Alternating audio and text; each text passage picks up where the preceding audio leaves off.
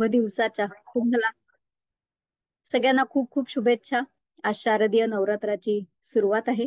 अतिशय शुभ दिवस आहे आणि या शुभ दिवशी आपल्याला सद्गुरूंच्या मुखातून आनंदाचं तत्वज्ञान ऐकायला मिळणार आहे. आपलं सगळ्यांचं भाग्य छान आहे. अ, परमपूज्य मंगेश दादा, तुम्हाला इथून नमस्कार करते. आपण मागच्या भागात तादात्म्य बघत होतो, सहज तादात्म्य, कर्मच तादात्म्य. कदाचित 30 साखळी पुढे असेल किंवा आज दादा आपल्या समोर काहीतरी नवा विषय मांडतील. तर आणि मला खात्री आहे तुम्हाला सगळ्यांना उत्सुकता आहे आज आपल्याला परमपूज्य दादा काय सांगणार आहेत. तर आता फार वेळ न घालवता मी परमपूज्य दादांना विनंती करते की त्यांनी आजच्या सत्राला सुरुवात करावी. गलद्दानगण्डं मिलद्भृङ्गखण्डं चलच्चारुशुण्डं जगत्त्राणशौण्डं लसद्दन्तकाण्डं विपद्भङ्गचण्डं शिवप्रेमपिण्डं भजे वक्रतुण्डम् निर्विकल्पो निराकाररूपो विभुर्व्याप्य सर्वत्र सर्वेन्द्रियाणां सदा मे समत्वं न मुक्तिर्न बन्धः चिदानन्दरूप शिवोऽहं शिवोऽहं चिदानन्दरूप शिवोऽहं शिवोऽहम् गुरुर्ब्रह्मा गुरुर्विष्णुः गुरुर्देवो महेश्वरः गुरुः साक्षात् परब्रह्म तस्मै श्रीगुरवे नमः। ब्रह्मानन्दं परमसुखदं केवलं ज्ञानमूर्तिं द्वन्द्वातीतं गगनसदृशं तत्त्वमस्यादिलक्ष्यम् एकं नित्यं विमलमचलं सर्वधी साक्षिभूतं भावातीतं त्रिगुणरहितं सद्गुरुं तन्नमामि। श्री सद्गुरुनाथ महाराज की जय। जय जय रघुवीर समर्थ। श्री राम जय राम जय जय राम। श्री राम जय राम जय जय राम।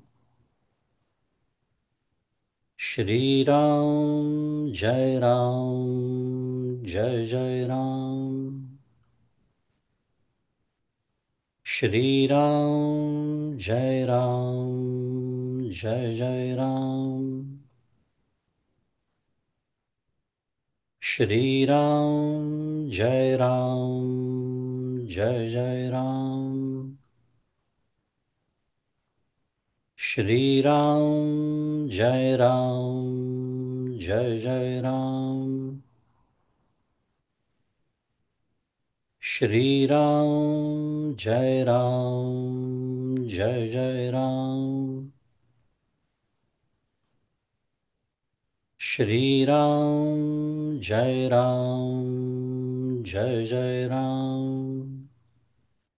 श्री राम जय राम जय जय राम।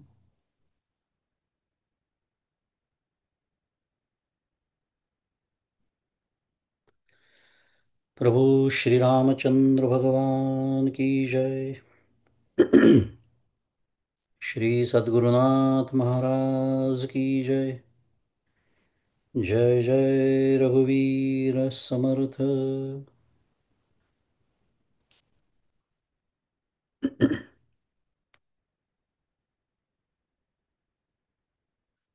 सद्गुरु परम पूज्य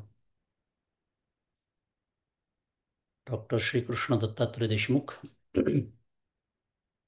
उपाख्य डॉक्टर काका यांच्या श्रीचरणी शिरसाष्टांग वंदन करतो. परमपूज्य मंदाताई गंधे यांच्याही चरणी शिरसाष्टांग वंदन. तुम्ही श्रोते जगदीश मूर्ती, तेथे माझी व्युत्पत्ती किती, बुद्धिहीन अल्पमती सलगी करीतो श्रीराम. तुम्हा सर्वांना सप्रेम अभिवादन.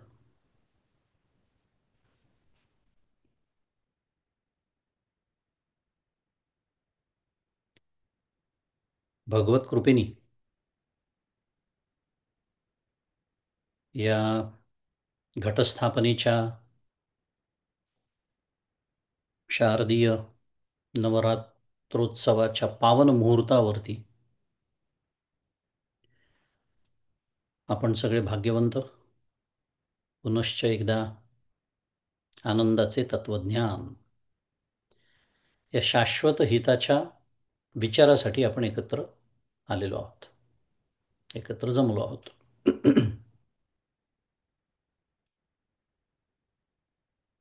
महावाक्य विचारांतर्गत बाध समाधीचा नेमका आणि स्पष्ट अर्थ समजून घेण्यासाठी आपण मागील सत्रामध्ये अहंकाराचे सूक्ष्म पदर समजावून घेतले.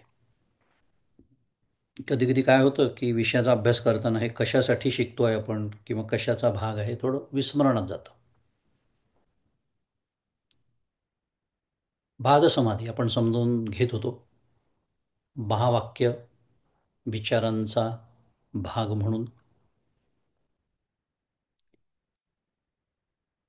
आणि नेमका कशाचा बाध होतो हे समजून घेण्यासाठी आपण अहंकाराचे अहंकाराचे सूक्ष्म पदर समजावून घेतले. अहंकाराचं चिदाभासाशी सहज तादात्म्य, देहाशी कर्मज तादात्म्य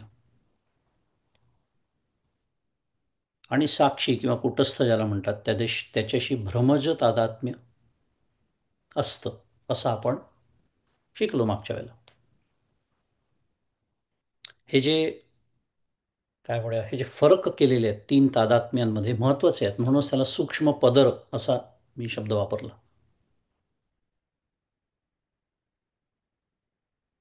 का बरं?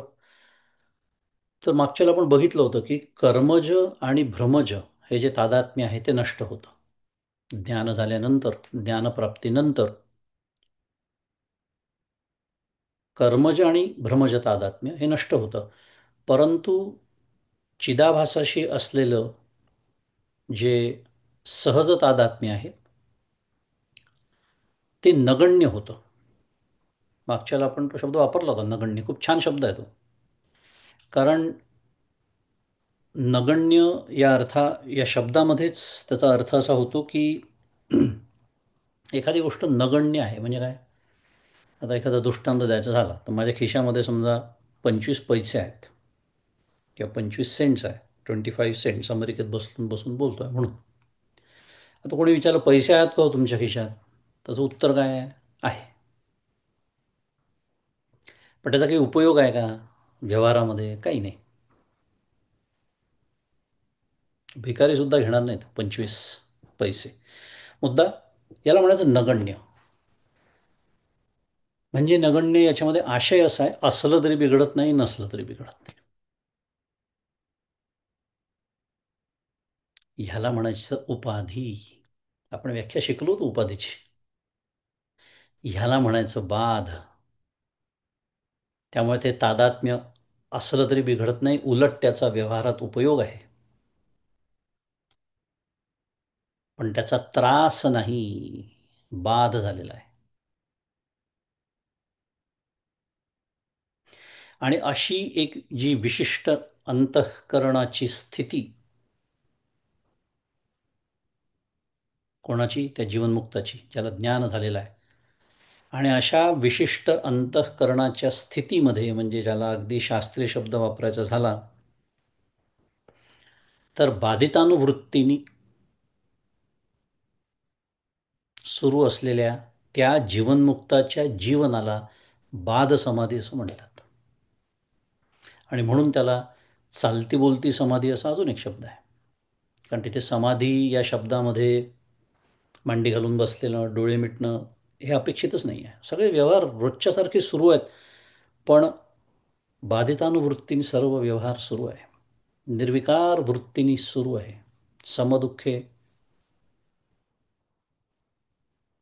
सुखदुःखे समेकृत्वा लाभालाभो जयाजयो, ही सहज स्थिती झालेली आहे अंतःकरणाची. तिथे साधनेचा कृत्रिमपणा नाही आहे इत्यादी. मला वाटतं बऱ्यापैकी लक्षात आलं असेल. उजळणी सुरू आहे कारण आपली, त्यामुळे फार बोलायला नको झाला आहे विचार त्याचा. पण हा सगळा विचार आपण मागच्या सत्रामध्ये समजावून घेतला. आजच्या अभ्यासाकडे वळताना गेले काही सत्र आपण जो महावाक्य चिंतनाचा जो विचार करतोय त्याची एक सांगता करूया, असं म्हणूया. महावाक्याचं चिंतनकाली अंतःकरणाची वृत्ती जी असते आपली ती अंतर्मुख होते आणि ती आत्म्यावरील अज्ञानाचं आवरण निवृत्त करते, ज्याला वृत्ती व्याप्ती असा शास्त्रीय शब्द आहे. परतोनी पाठीमोरे ठाके बोललोय आपण बऱ्याच वेळेला त्या ओवीवरती. हे परतोनी पाठीमोरे ठाकणं जे आहे ना, त्याला म्हणायचं अंतर्मुख होणं. वृत्तीची तिथपर्यंत मदत आहे आपल्याला, बुद्धिवृत्तीची त्या, कारण ती अंतर्मुख होते आणि अज्ञानाच्या आवरणासहित असलेलं आत्मतत्व, म्हणून तर त्याला बुद्धी जाणे न जाणेही ते असं असं म्हणतात. ती त्या अज्ञानाचं आवरण निवृत्त करते, त्याला वृत्तीव्याप्ती म्हणतात. आणि मग ते आवरण निवृत्त झाल्यानंतर स्वप्रकाशाने आत्मतत्वाचं सच्चिदानंद ब्रह्मरूपाने अंतःकरण वृत्तीत आपोआप ज्ञान होतं. अपैसयाची हृदय स्वयंभची असे, प्रत्यक्ष फाव लागे अपैसयाची. मौलीने सांगून ठेवलाय ज्ञानेश्वरी 9व्या अध्यायात. अप्रतिम ओवी आहे ही. आत्मज्ञानाची काय आहे, प्रक्रिया आहे. कशासाठी बोललो मी हे? अहो, हे कशासाठी सुरू आहे पुन्हा एकदा स्मरण व्हावं. महावाक्याचं चिंतन कशासाठी करायचं आहे? थेट राजमार्ग आहे. आपण त्याचे अधिकारी आहोत का, एवढाच प्रश्न आहे फक्त. नाही तर ऐकायला फारच छान वाटतो तो, बुद्धीला तर फारच छान वाटतो समजून घ्यायला. इंटेलेक्च्युअल चॅलेंज, बुद्धीची खाज रग जिरवण्याची ताकद आहे वेदांतामध्ये. अधिकार कमवावा लागतो, पण अधिकार कमवल्यानंतर ह्या पद्धतीने महावाक्य चिंतनाने आत्मज्ञान होतं, ही त्याची प्रक्रिया आहे. आणि महावाक्य चिंतनाचा आपण जेव्हा विचार करत होतो तेव्हा लक्षणा, उपाधी, विशेषण आणि समानाधिकरण या 3 विषयांचा आपण अभ्यास केला. आठवत असेल तर लक्षणा, उपाधी आणि विशेषणातला फरक आणि समानाधिकरण, मुख्य समानाधिकरण, बाध समानाधिकरण वगैरे. आणि अर्थातच पुढे आपण महावाक्याचं ओतप्रोत भावानी चिंतन कसं करायचं असतं, नेमकं त्यांनी काय होतं, आणि अर्थात बाधसमाधी ज्याचा मी आत्ता उल्लेख केला मागच्या सत्रातला, या सर्व गोष्टींचा आपण विचार केला. योगायोगानी नुकतंच नैष्कर्म्य सिद्धी या ग्रंथातील एक श्लोक माझ्या वाचनात आला. तत्वमसी हे जे महावाक्य आहे त्या महावाक्यासंबंधी त्या नैष्कर्म्य सिद्धीमध्ये श्री सुरेश्वराचार्य म्हणतात की सामानाधिकरण्यंच विशेषण विशेष्यता, सामानाधिकरण्यंच विशेषण विशेष्यता लक्ष लक्षण संबंध पदार्थ प्रत्यगात्मनाम. संस्कृत आहे, अर्थातच समजायला कठीण, आणि त्यात विशेषतः सुरेश्वराचार्यांची रचना क्लिष्ट आहे. पण काय म्हटलं आहे, साधं म्हटलं आहे, सामानाधिकरण्यंच, म्हणजे तत्त्वमसी हे जे महावाक्य आहे, हे 3 प्रकारांनी आपल्याला जीवब्रह्मैक्याचं ज्ञान करून देतं. ते 3 प्रकार कोणते? तर सामानाधिकरण्य म्हणजे दोन्ही पदांचं सामानाधिकरण्य. पुढे विशेषण विशेष्यता म्हणजे विशेषण आणि विशेष्य भाव, किंवा आपण जे बोललो मगाशी विशेषण आणि उपाधीतला फरक, अंतःकरणाबद्दल सुरू आहे जर विस्मरण झालं असेल तर, विशेषण उपाधी इत्यादी. म्हणून तर आत्ता उपाधी शब्द नगण्यच्या बाबतीत आपण बोललो होतो. आणि लक्ष लक्षण संबंध, लक्षणा जो प्रकार आपण शिकलो, जहद जहल लक्षणा, या 3 प्रक्रिया मिळून जे असी पद आहे त्या महावाक्यातलं, तत्त्वम असी, या असी पदाने सुचवलेलं तत् आणि त्वम या पदांचं ऐक्य, आणि ऐक्य म्हणजे अखंडत्व लक्षात येतं, असं सुरेश्वराचार्य या श्लोकात म्हणतात आहे. सारांश काय? एक जी प्रेरणा झाली होती की आपण या विषयाची मांडणी करावी, आणि तर्कशुद्ध विचारांनी केलेल्या या मांडणीला शास्त्राचं आता पाठबळ मिळालं, कारण प्रत्यक्ष तसा श्लोकच नैष्कर्म्य सिद्धीमध्ये आहे. शास्त्राचं पाठबळ मिळालं की आपल्या चिंतनाला एक पुष्टी मिळते, आपल्या विचारांची दिशा योग्य दिशेने सुरू आहे असं एक विश्वास प्राप्त होतो, सार्थ आनंदही होतो, विचारांची दिशा चुकत नाही आहे. योगायोगच होता तो तसा, तो श्लोक अक्षरशः या 3ही विषयांचा उल्लेख केलेला. असो, महावाक्य चिंतनाची प्रक्रिया ज्याच्याबद्दल आपण बोलतोय, किंवा ज्याचं गेले काही सत्र झाली म्हणूया, आपण विचार करतोय, आणि त्यासंबंधी या सर्व ज्या कल्पना आपण आता जे बोललो, समानाधिकरण, लक्षणा, ओतप्रोतभाव इत्यादी इत्यादी, ह्या संकल्पनांचा विचार पूर्ण झाल्यावर आपण प्रत्यक्ष महावाक्यांचा थोडक्यात विचार करू, असं मी आधी जाहीर केलं होतं. तुम्हाला वाटलं असेल मी विसरलो असेल कदाचित, पण नाही विसरलेलो.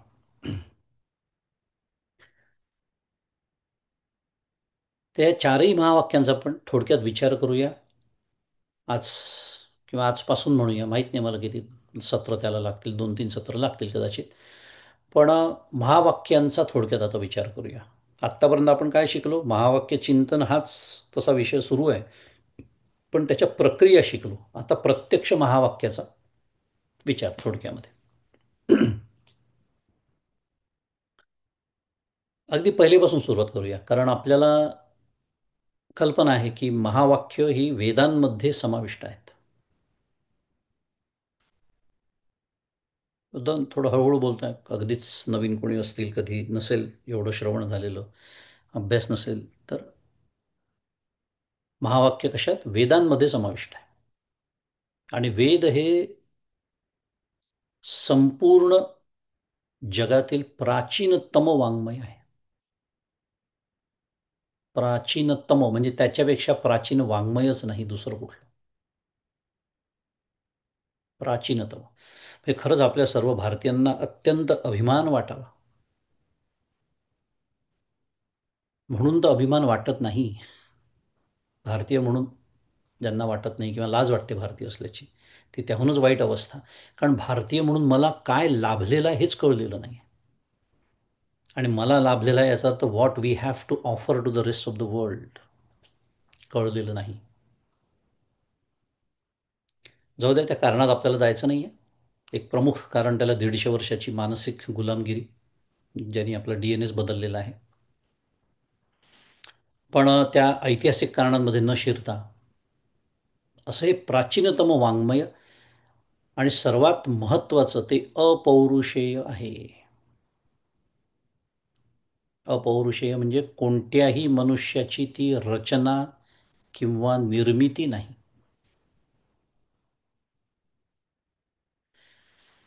एक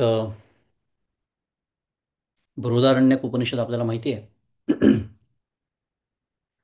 त्या उपनिषदामध्ये एक श्रुती येते याज्ञवल्क्य आणि मैत्रेयीच्या संवादामध्ये.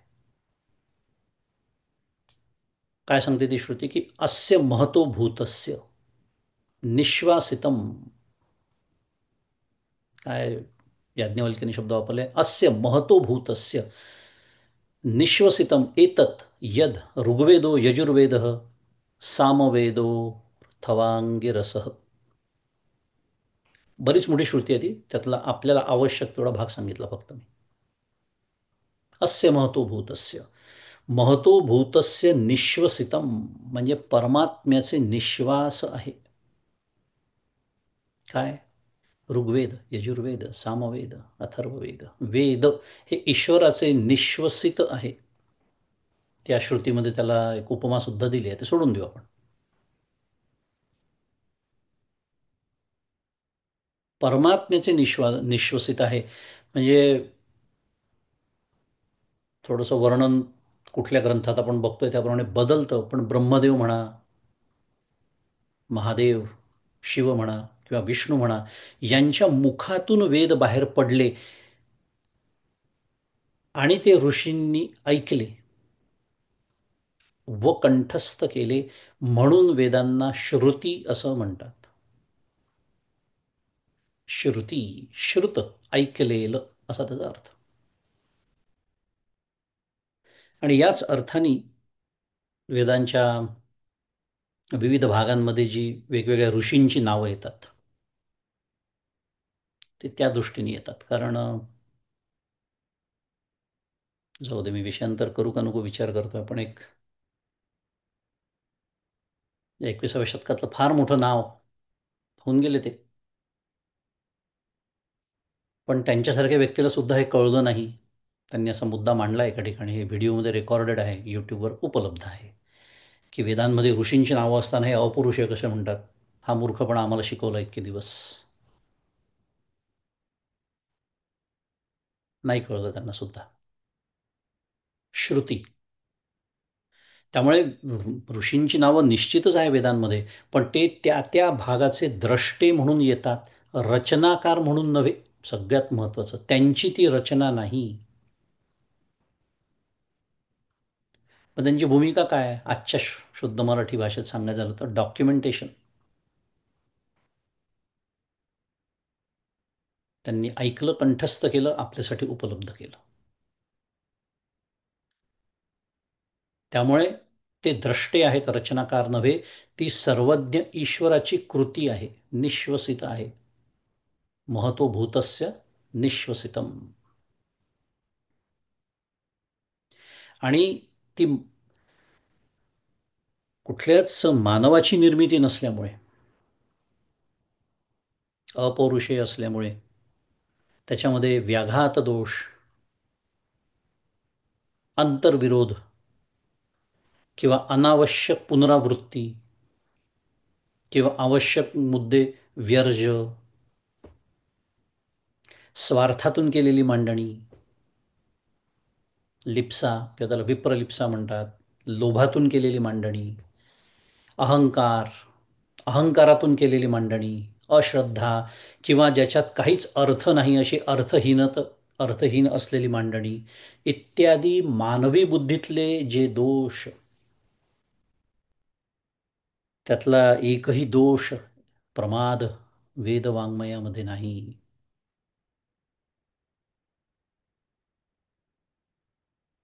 म्हणून मी मगाशी म्हणालो की अभिमान वाटावा, आपण भारतीय आहोत, काय आपल्याला लाभलेलं आहे हेच आपल्याला समजत नाही. म्हणजे पुन्हा शुद्ध मराठीत सांगायचं झालं आजच्या भाषेमध्ये, तर भारतीयांसाठी कोणत्याही विषयावर बोलायचं झालं तर बक स्टॉप्स हिअर. ऐकलं असेल म्हण आहे अमेरिकेत, द बक स्टॉप्स हिअर. म्हणजे अंतिमतः शेवटी कुठे बोट दाखवावं लागतं, काय विचारावं लागतं, या विषयावर वेदांचं म्हणणं काय आहे? संपला विषय. कारण वेद फक्त सत्यच बोलतात, सत्याशिवाय दुसरं काहीही बोलत नाही. मला जर ते असत्य वाटत असेल, मला त्याच्यात अंतर्विरोध वाटत असेल, मला त्याच्यात पुनरावृत्ती वाटत असेल, माझी बुद्धी तपासण्याची वेळ आलेली आहे, असा त्याचा अर्थ होतो. इतकी श्रद्धा पाहिजे, इतकी श्रद्धा आपल्या वेदवाङ्मयावरती आपली असलीच पाहिजे. कारण त्याच वेदवाङ्मयांचा भाग काय आहे? महावाक्य आहे, ज्यांच्याबद्दल आपण त्या वेदवाङ्मयांचं निष्कर्ष वाक्य म्हणायचं झालं तर महावाक्य आहे. इतकं प्रचंड वाङ्मय ते, पण त्याचा निष्कर्ष त्यांनी अगदी श्लोकार्धेन प्रवक्ष्यामी यदुक्तम ग्रंथकोटिभिः ब्रह्मसत्यम जगन्मिथ्या जीवो ब्रह्मैव नापरा, एका वाक्यात सांगितलेलं आहे. हे आपल्याला माहिती पाहिजे, इतरांना नीट समजून सांगता आलं पाहिजे, त्यांच्या प्रश्नांची उत्तरं देता आली पाहिजे. हे आमचं वेदवाङ्मय आहे. म्हणून म्हणलो भारतीयांसाठी the buck stops here. This is the last word. संपला विषय. आणि तसे परमार्थामध्ये सद्गुरू परमपूज्य काका तर नेहमी सांगतात, मला असं वाटतं की, माझं असं मत आहे की, माझा असा विचार आहे की, या सर्व वाक्यांची किंमत शून्य आहे. ते वाटणं बिटणं काय काका म्हणतात, ते वेद काय म्हणतात, शास्त्रकार काय म्हणतात, संत काय म्हणतात, सद्गुरू काय म्हणतात, इथपर्यंत सोडून द्यायचं. पण आपला माझा अहंकार नाही ना मला ते स्वीकारू देत, असं तीच समस्या आहे. आणि जीवनाचा खूप काळ याच्यातच निघून जातो. आधीच तर आपल्याकडे वेळ कमी आहे. परमपूज्य काकांचं अजून एक छान वाक्य आहे की, महान लोकांनी, या सर्व ऋषीमुनींनी, संतांनी एक प्रवाह निर्माण केलेला आहे या ज्ञानाचा, त्याच्यात शांतपणे स्वतःला झोकून द्यावं. ह्याला श्रद्धा म्हणतात. की जर मी या प्रवाहाबरोबर गेलो, ह्यांनी निर्माण केलेल्या, म्हणजे त्यांच्या पायाशी श्रद्धा ठेवली, तर ते जे सांगतात ते मला प्राप्त होणार आहे, ही श्रद्धा. Know the system, use the system, get the result and forget the system. पण we spend the time questioning the system all the time. कारण मी स्वतःला खूपच हुशार समजतो ना. असो, ही जी वेदांची अक्षुण्ण परंपरा आहे, ज्याच्यामध्ये एकही स्वर, काना, मात्रा, वेलांटी म्हणा, अक्षर म्हणा, यात जराही फरक न होऊ देता मौखिक पद्धतीने हजारो वर्ष ज्यांनी ती तशीच टिकवली, ते आपले भारतीय ऋषी आणि आजही वेद पठण करणारे. या सर्वांना या निमित्ताने आपण वंदन करूया आणि त्यांच्या ऋणाचं स्मरण करूया.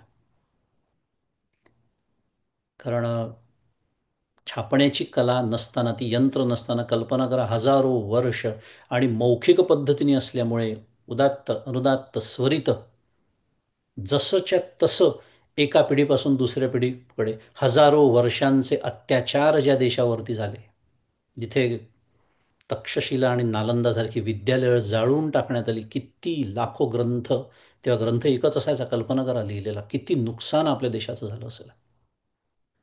पण तरीसुद्धा इतकं ज्ञान टिकलं, आज आपण 21व्या शतकात बसून बोलतो आहोत. हे ज्यांनी टिकवलं त्यांचे आपण नक्कीच ऋणी आहोत. असो, महावाक्य या संदर्भात आपण वेदांचा विचार करतोय.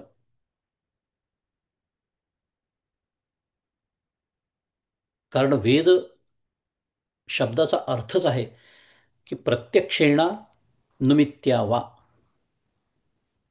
यस्तु उपायो न विद्यते, यह तू उपायो न विद्यते, त्याचा पदच्छेद आहे.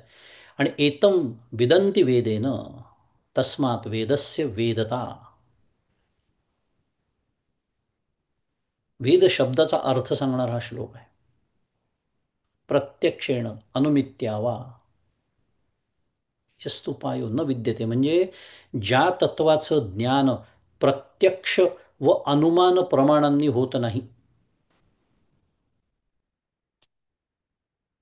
जोपर्यंत साधना करत असताना सुद्धा किंवा परमार्थाचं परमार्थ समजून घेत असताना म्हणा किंवा प्रत्यक्ष साधना करत असताना विशेषतः जोपर्यंत मी अखंड काहीतरी बघण्याचा प्रयत्न करतोय,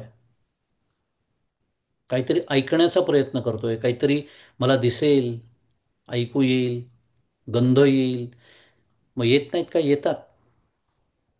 ते टप्पे आहेत फक्त प्रगतीचे. पण ज्या अर्थी ते त्या माझ्या विचारांचा भाग आहे, ते प्रमाणाचा विषय झाला तो. पण ते जे तत्व आहे, तो तो अंतिम अनुभव नव्हे. सांगण्याचा उद्देश काय सुरू होता? तो अंतिम अनुभव नव्हे. अंतिम अनुभव जेव्हा येतो तेव्हा तिथे अनुभव घेणारच तर शिल्लक राहत नाही ना. त्यामुळे हे जे ज्ञान आहे प्रत्यक्ष आणि अनुमान प्रमाणाने होत नाही, पण त्याचं ज्ञान वेद करून देतात. एतम विदंती वेदेन. आणि हीच काय आहे? वेदांची वेदता. तस्मात वेदस्य वेदता. हीच वेदांची वेदता आहे. हीच वेदांची काय आहे? महनीयता आहे. हे वेदांचे आपल्यावर उपकार आहे, कारण वेदांनी जर हे तत्व असं असं आहे हे सांगितलं नसतं तर आपल्याला कधी कळलं असतं का? कल्पना करा. आपल्याला डोळ्यांनी पाहून किंवा पंचज्ञानेंद्रियांनी सुद्धा या जगाचं नीट पूर्ण ज्ञान होऊ शकत नाही. तर जे त्याच्याही बुद्धीच्याही पलीकडे आहे त्याचं ज्ञान कसं झालं असतं आपल्याला, जर वेदांनी आपल्याला सांगितलं नसतं? ते म्हणून ही वेदाची व्याख्याच आहे आणि त्याची महनीयता आहे.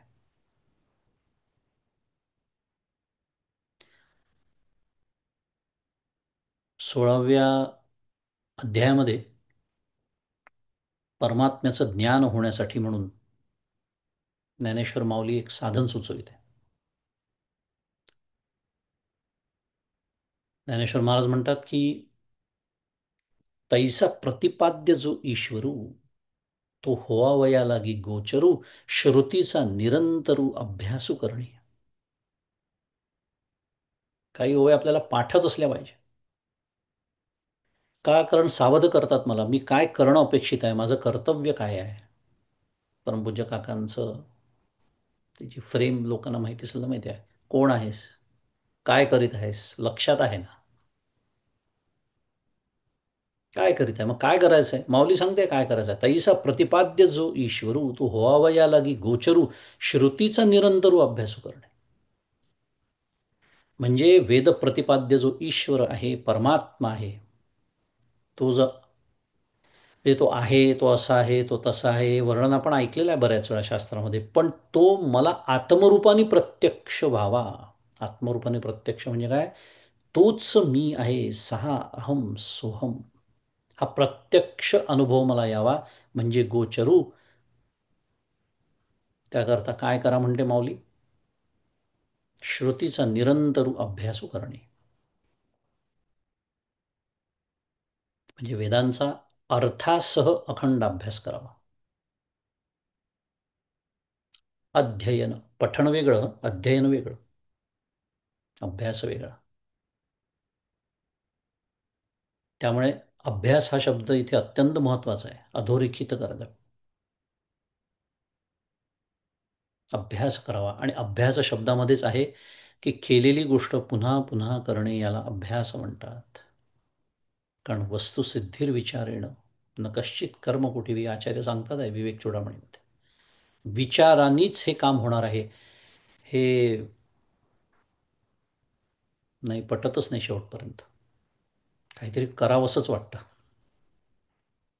कुठेतरी जावंसं वाटतं, काहीतरी करावंसं वाटतं. ठाईच बसून करा एक चित्त, आवडी अनंत आळवावा. न जावे लागे वनांतरा, सुखी येतो घरा नारायण. तुकाराम महाराज हे सगळं आपल्याला माहीत असतं, पण हे वेळेवर आठवत नाही. काहीतरी करावंसंच वाटतं, विचार सोडून सगळं. असो, आत्ता विषय नाही आपला. अखंड अभ्यास, विचार. आणि आपल्याला कल्पना असेल की प्रथम एकच वेद होता. बऱ्याच जणांनाही माहिती असतं, काही जणांना माहीत नसतं. एकच वेद आधी होता. आणि भगवान व्यासांनी त्याचे 4 भागात विभाजन केलं. कारण मानवी बुद्धीची क्षमता अशी नव्हती की एकच व्यक्ती संपूर्ण वेद मुखोद्गत करून तो जतन करू शकेल, इत्यादी इत्यादी. त्यामुळे त्याचे 4, मागच्याला पण एकदा केला होता कुठेतरी विचार, की प्रथम ऋग्वेद, मग त्यातला काही भाग बाजूला काढला, मग त्यातला पद्य भाग बाजूला काढला. ती प्रक्रियेशी आपल्याला फारसं आत्ता घेणं देणं नाही, पण व्यासांनी त्याचे 4 भाग केले, म्हणजे 4 वेद केले. एकाचे 4 केले म्हणजे काय केला, त्याचा थोडक्यात विस्तार केला. आणि म्हणून त्यांना वेदव्यास असं म्हणतात. वेद विस्ताराचा जो करता, कारण व्यास याचा अर्थ विस्तार असा होतो, वेदव्यास. ऋग्वेद 4 वेद, आणि त्यांनी ते 4 आपल्या शिष्यांना काय म्हणूया वाटून दिले. पुढे त्याचं ती परंपरा टिकवण्यासाठी त्यांनी ते ऋग्वेद ज्या शिष्याला दिला त्याचं नाव पहिलं, यजुर्वेद ज्याला दिला ते वैशंपायन, सामवेद जैमिनी आणि अथर्ववेद सुमंतू, असे 4 शिष्य. त्या कोणाला काय दिलं, त्या वेदांचं वर्णन आणि शाखा उपशाखा हा प्रचंड विस्तार आहे त्याचा. गुरुचरित्रामध्ये त्याचं सविस्तर वर्णन आलेलं आहे. 500पेक्षा जास्त ओव्या असलेला. म्हणजे मी तर नेहमी सांगतो गुरुचरित्राचा सार सांगताना, की केवळ त्याची अनुक्रमणिका सांगणाऱ्या फक्त 500 ओव्या आहेत. इंडेक्स, तेही फक्त एका वेदांचं. बाकी उरलेल्या 3 वेदांचा तर थोडक्यातच उल्लेख केलेला आहे. इतका प्रचंड विस्तार वेदांचा आहे, ज्ञानराशी ती आहे. त्यामुळे अशा पद्धतीने व्यासांनी त्याचे 4 भाग केले, वाटून दिले. आणि ऋग्वेदामध्ये ऐतरेय हे उपनिषद येतं, आणि त्या उपनिषदातलं महावाक्य आहे प्रज्ञानम ब्रह्म. जो आपला मूळ विषय आहे, महावाक्य या महावाक्य चिंतन ऋग्वेदामध्ये येतं. ऐतरेय उपनिषद, महावाक्य त्याचं आहे प्रज्ञानम ब्रह्म. आपल्याला माहिती आहे, आणि आपण नंतर विचार करणारच आहोत, महावाक्य अवांतर वाक्य याच्यात काय फरक आहे. अंतिम निष्कर्ष 4ही महावाक्यांचा एकच आहे. मग त्यांच्या आशयात कसा फरक आहे, हे सगळा आपण विचार करणारच आहोत. पण आपण आत्ता ती महावाक्य ज्या उपनिषदांमध्ये आली आहेत, ती उपनिषदं ज्या वेदांमध्ये आली आहे, त्या वेदांचं महात्म्य आणि त्यांची महती समजून घेतोय आत्ता फक्त. यजुर्वेदाचे 2 भाग, एक कृष्ण आणि शुक्ल यजुर्वेद. शुक्ल यजुर्वेदाचे प्रवर्तक ऋषी, पुन्हा एकदा मी करते म्हणालो का, नाही, प्रवर्तक कोण आहे, याज्ञवल्क्य. सूर्याची उपासना केलेली आहे जबरदस्त. याज्ञवल्क्य जबरदस्तच काम होतं, अत्यंत तेजस्वी, अत्यंत ज्ञानी. काय तपश्चर्या आहे, संपूर्ण वेद प्राप्त केलेला आहे. असो, याज्ञवल्क्य हे शुक्ल यजुर्वेदाचे आणि कृष्ण यजुर्वेदाचे वैशंपायन असे द्रष्टे ऋषी, मगाशी आपण बोलल्याप्रमाणे. आणि या यजुर्वेदाचे जे 2 भाग आत्ता मी बोललो, त्यातल्या शुक्ल यजुर्वेदामध्ये बृहदारण्यक उपनिषद आहे, आणि त्या बृहदारण्यक उपनिषदाचं महावाक्य आहे अहम ब्रह्मास्मी.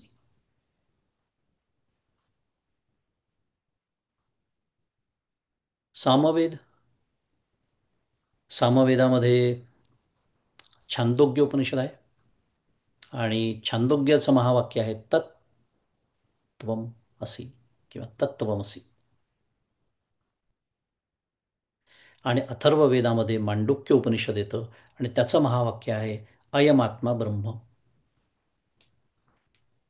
अयमात्मा ब्रह्म, मांडुक्य उपनिषद, अथर्ववेद, अशी ही 4 महावाक्य आहेत. प्रज्ञानम ब्रह्म, अहम ब्रह्मास्मी, तत्वमसी आणि अयमात्मा ब्रह्म.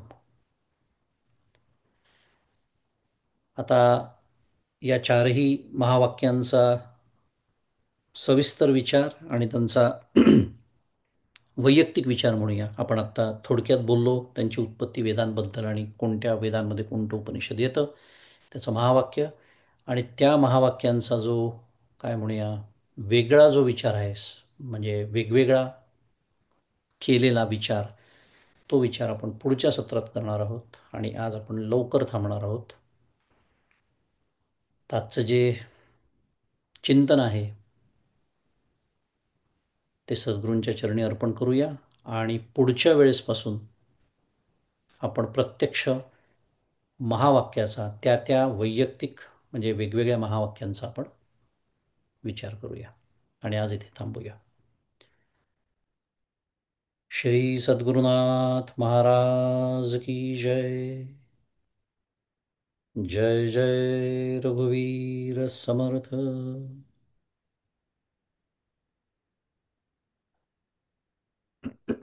यशवंत दादा, तुम्हाला इथूनच नमस्कार करते.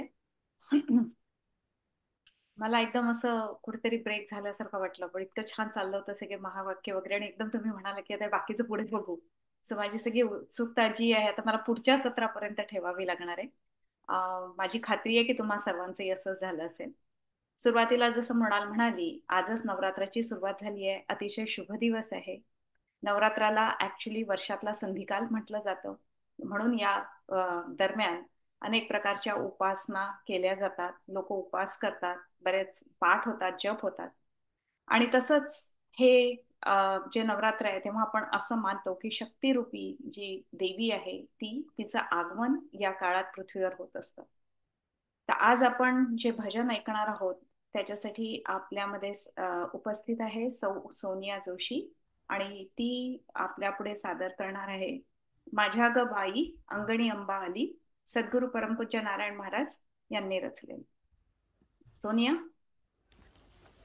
जय श्रीरामताई. नमस्कार दादा, तुमच्या श्रीचरणी वंदन करते.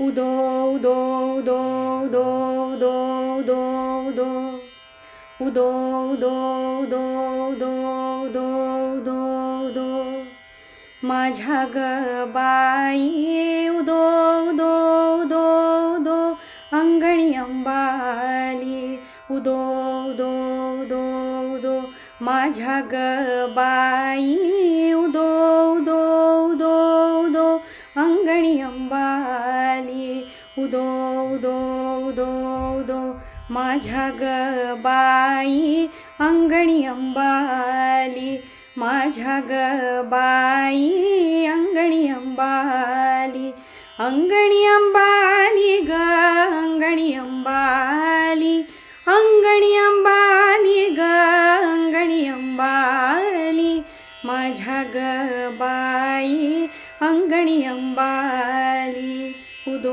उदो उदो उदो उदो उदो उदो विवेक चुडाले उनिये, विवेक चुडाले उनिये, तमोगुणाचे कुमकुमतेही, तमोगुणाचे कुमकुमतेही, विवेक चुडाले उनिये, तमोगुणाचे कुमकुमतेही, निर्विकल्प वस्त्रे ल्याली, वस्त्रे ल्याली, निर्विकल्प वस्त्रे ल्याली, वस्त्रे ल्याली, माझ्या ग बाई अंगणी अंबाली, माझ्या ग बाई अंगणी अंबाली, उदो उदो उदो उदो उदो उदो उदो सत्कर्माचे कंकण लेऊनी, कंकण लेऊनी, बाई ग कंकण लेऊनी, मंगलयुती सूत्राचे, सूत्राचे ध्वनी, बाई ग सूत्राचे ध्वनी, सत्कर्माचे कंकण लेऊनी बाई ग कंकण लेऊनी मंगलयुती सूत्राचे ध्वनी बाई ग सूत्राचे ध्वनी अंगांग अस्त्र ल्याली अस्त्र ल्याली अंगांग अस्त्र ल्याली माझ्या ग बाई अंगणी अंबाली माझ्या ग बाई अंगणी अंबाली उदो उदो उदो उदो उदो उदो उदो नारायण हा दिवटा बसला नारायण हा दिवटा बसला गोंधळ आंबेचा घातला उदो उदो आईचा उदो उदो उदो उदो आंबेचा उदो उदो उदो उदो उदो उदो उदो उदो बोली उदो उदो उदो उदो उदो उदो ही बोली माझ्या ग बाई अंगणी अंबाली माझ्या ग बाई अंगणी अंबाली अंगणी अंबाली ग अंगणी अंबाली अंगणी अंबाली ग अंगणी अंबाली माझ्या ग बाई अंगणी अंबाली अंगणी अंबाली अंगणी अंबाली